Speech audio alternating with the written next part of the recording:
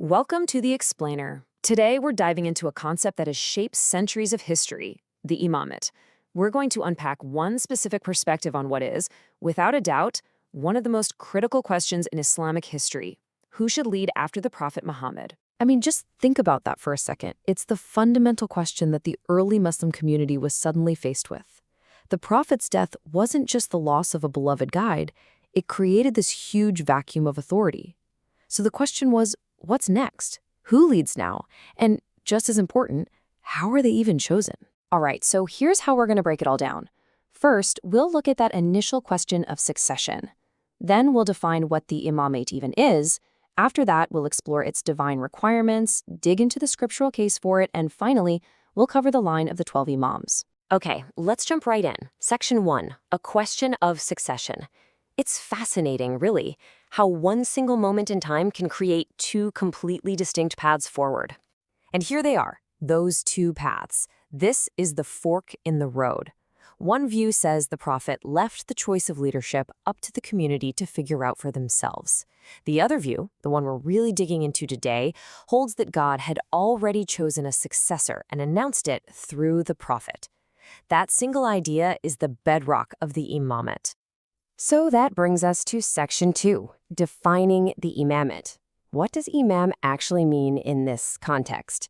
Because, as we're about to see, it's a whole lot more than just being a political ruler. Whoa, okay, just look at the scope of this definition. An imam isn't just a king or a president. They're seen as a complete guide for everything. Spiritual matters, worldly affairs, the inner life of the community, and its outer social structure. They're basically the ultimate guardian of the entire faith. So why is this role seen as so absolutely essential? Well, the argument really boils down to a few core needs. Humanity needs a perfect guide to reach its spiritual potential. The divine laws need a perfect guardian to protect them from mistakes and corruption. And, of course, the community needs social and political leadership. The Imam is also seen as God's ultimate proof to mankind and a direct channel for divine grace. To make this idea of guardianship a little more concrete, the source uses this really powerful analogy. Think about a safety deposit box where you keep your most valuable, irreplaceable documents. Well, in the same way, the heart of the Imam is seen as that perfect, secure place where religious truth is kept safe from any kind of corruption or loss. Okay, Section 3, the divine requirements. So, if the job is that important, what are the qualifications? The argument we're looking at is that the qualifications are so incredibly high, they're actually beyond the ability of humans to judge or choose. A key piece of scriptural evidence cited for this is a verse from the Quran about the Prophet Abraham. It presents leadership, this imamate, as a divine promise, a covenant directly from God.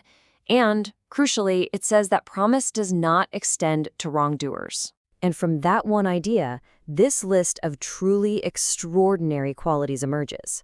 First, and this is the big one, infallibility. Total freedom from all sin and all error, making them a perfect role model. Then, a complete, divinely inspired knowledge of religion. On top of that, you have absolute courage.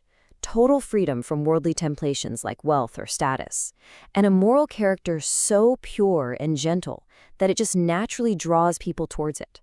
And this all builds to the argument's logical conclusion. Think about it. How could you or I, or any group of people, possibly know for sure if someone is truly infallible on the inside, or if their knowledge is absolutely perfect? The perspective here is that only God can know a person's inner reality, which means divine selection is the only possible way. Okay, Section 4, the scriptural case. So, we've covered the why, the philosophy behind the need for an imam. Now let's look at some of the specific scriptural and historical evidence presented to support this claim. For example, one of the key proofs cited is a Qur'anic verse that commands the Prophet to deliver a certain message. A message that is described as being so critical, so weighty, that failing to deliver it would be like failing his entire 23-year mission. This verse is interpreted as the divine command to publicly name his successor. And that interpretation is tied directly to a major historical event, Ghadir. So picture the scene. The prophet is on his way back from his final pilgrimage. He stops this massive caravan, thousands of people in the blistering desert heat. He has a pulpit built, delivers a sermon, and then he takes Ali by the hand, raises it high so everyone can see, and makes that famous declaration, linking Ali's authority, his mastership, directly to his own. And then there's another key tradition that's often presented as evidence. By comparing Ali's relationship to him with Aaron's relationship to Moses, well, who was Aaron? He was Moses' brother, his top supporter, his deputy, and his successor. So this statement creates a powerful parallel of leadership, while the end of the sentence, "except that there will be no prophet after me," makes it crystal clear that this is about succession, not about a new prophecy. All right, on to our final section, the line of 12 Imams. Because according to this view, this model of divinely appointed leadership wasn't just a one-time thing with Imam Ali. It was designed to continue through a very specific lineage. So how many leaders were supposed to follow in this line? Was it open-ended? Well, according to prophecies cited in the source material, the number is very specific. It's not random at all. It's 12. And here's a crucial part of the argument. The source states that traditions foretelling exactly 12 successors aren't just found in Shiite sources, but in Sunni collections as well.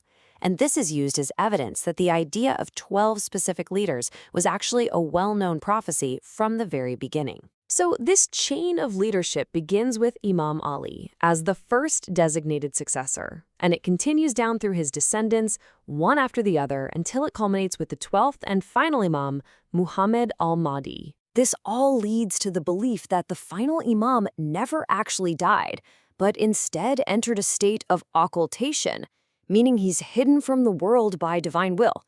He is seen as the awaited savior who will one day return to fill a world of injustice and tyranny with perfect peace and justice, fulfilling the ultimate purpose of the Imamate. All right, so let's do a quick recap of the perspective we've explored today. First, Imamate is defined as a total leadership role, both spiritual and worldly, that is appointed by God. Second, this role is seen as absolutely necessary for guiding humanity and protecting the religion itself. Third, the incredible qualifications for the job, especially infallibility, mean only God could possibly select the right person. Fourth, this whole argument is backed by specific interpretations of the Quran and prophetic traditions. And finally, this leadership is believed to continue through a specific, prophesied line of 12 Imams. And that brings us to a final big picture thought. Beyond all the specific proofs and definitions, what are the broader implications here? How does the very idea of a continuous line of divinely chosen, infallible guides fundamentally shape the way a community relates to its sacred texts, interprets its laws, and understands its own place in the grand sweep of history?